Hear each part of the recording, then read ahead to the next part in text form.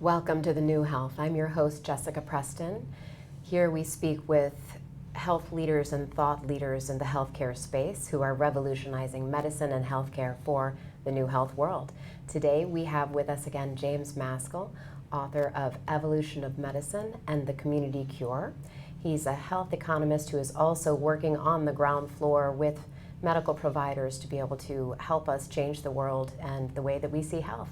Welcome back, James. Great to be here with you. Yeah, I'm excited to be back and to talk about, this new paradigm of health. And I would say, to encapsulate, I would say that it's a lifestyle-focused, root cause approach to health. Right? That's really what we're talking about. And as you think about that concept, then you can apply it to all of these, chronic ailments that are plaguing society.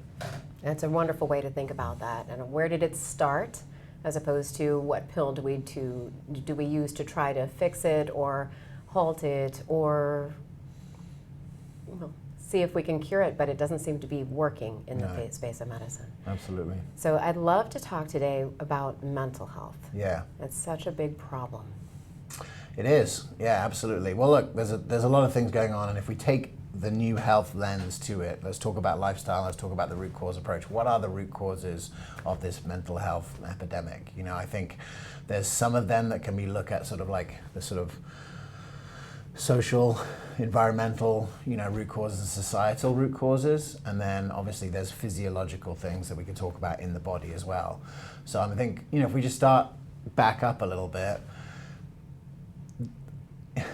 the world is stressful, and living in the world and being part of the world as we choose to be part of the world today through the consumption of media, can drive a mental health epidemic. You think even younger people, like growing up in a situation where they're like, the planet's boiling, there's 5 wars about to happen, there's division not only in society in general, but just think in each family during COVID, right? There was such a big division of different sort of political alliances, and that's reinforced all the time. The division is worse than ever. So you can see, like, from a societal point of view, just living in that society, getting your news from the news media and participating in the world at that level, that can drive mental health outcomes. I think social media is particularly problematic. It's one of the reasons that I've been involved for the last few years in a school project or an alternative to school project, realizing that the way that we're doing things right now, we might look back in 10 years and go, that was a disaster. And I am not willing to allow my kids to participate in what could be seen as a disaster or is actually a disaster in doing that. And that's been another project that I've been involved with that has been, thinking about, how I want my kids to experience the world. So, that's a thing that's happening sort of in society. And then if you look at it from a lifestyle, point of view, you look at the, stress and sleep and food and all these things can play into some of the key modulators. And I would say that sort of the number one thing that we're seeing as driving bad mental health outcomes, depression, anxiety, these kind of things, is inflammation of the brain. And I know that's something that you know a lot about and have a lot of experience with, but I would say that if you look at what inflames the brain, there's probably 10 things that you could share that do, and things that are happening all the time that affect our physiology like that. Right, so I think about actually stress and brain inflammation, mast cell activation syndrome, where basically the bottom line is when we're in a stressful space, what happens is there's a chemical response in our brain that causes a release. It's like a histamine release, an inflammatory response, and how that can be a driver for anxiety, depression, but also chronic disease. Yeah. And there's so many reasons, so many things, and we're really only just starting to understand the physiology. One of the things about functional medicine specifically, and why I think it's an operating system of the future of medicine, is it understands that the body is profoundly interconnected. And you might think 10 years ago that the brain, if you had a mental health condition, it was strictly in the purview of the psychiatrist. Yeah. But the psychiatrist was never taught, because this was not understood, that there is a profound connection between the gut and the brain, right? So is that the gastroenterologist problem? Is that the psychiatrist problem? Turns out neither of them have the tools to solve that problem. Right. And actually the super generalist, the family physician doesn't have any of those tools, or even if they have those tools, they can't do it in a 7-minute office visit. And so that's why the new health that's happening in mental health is happening somewhat in mental health therapy offices, because ultimately, like, it's almost like the new primary care, because it's like a primary care doctor, but you get to talk for an hour, right? So Right. that, like, it's falling on those practitioners, but they're not well equipped or even adequately licensed. They can't actually do anything about these things that we're talking about here. And so that's why there's an emergence of sort of a new model of mental health that is coming through lifestyle medicine and functional medicine, where we're starting to see doctors and practitioners and nutritionists and others that really understand that the body and the brain are connected. The signals that go from the brain to the body and the body to the brain through the vagus nerve are actually like modulating health. And that, like, this, you know, we have to take into account all of those things to understand what is the root cause of someone's inflammation of their brain, and then what is the root cause of the depression and the anxiety that they're feeling. Right, that's a wonderful way to put it. So the microbiome, this is the healthy and unhealthy bacteria that are in your gut, and how they actually can communicate with your brain through the vagus nerve. Indirect way, a non-specific way of putting that, but all of our body is interconnected, and it is the specialized, very frequently functional medicine provider or lifestyle medicine provider who is educated in that way that actually has this knowledge. Yeah, they have the knowledge, and they're, you know, starting to think about deploying it. One of the reasons why I've been really into this community idea is because that community is actually a big driver of it. So, you know, loneliness, bigger driver of all, you know, of all cause mortality and mental health conditions, more than what you eat and more than, you know, alcohol and these other areas that public health puts a lot of money into.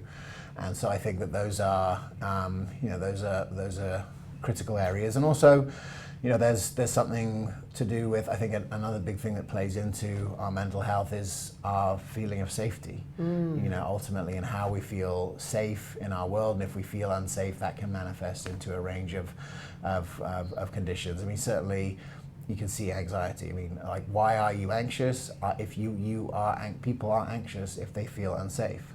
And so a lot of the work that I've been doing has been really focused on how do you create structures where people can actually feel safe, feel connected, and, you know, that can happen in a community structure, but it can also happen sort of in a doctor's office if a doctor chooses to treat chronic illness in a group. I think that's great. So I do a lot of work with safety also. We look at the autonomic nervous system, so that part of us, we've heard about that fight or flight part of us and the rest and digest procreate part of us. And so it's how do we get us feeling safe, meaning in that space that is that rest, digest, procreate space. So, and that has a lot to do with that's feeling safe in ways that we're not even aware. We're not even aware that we're not feeling safe. Yeah. Yeah, I mean, even things like body posture, facial expressions, you know, all of these things are micro signals that all of us are sending out and taking in at every moment, and our body is interpreting them, and we don't know it's happening. And so, you know, we're just starting to understand now the mechanisms of action.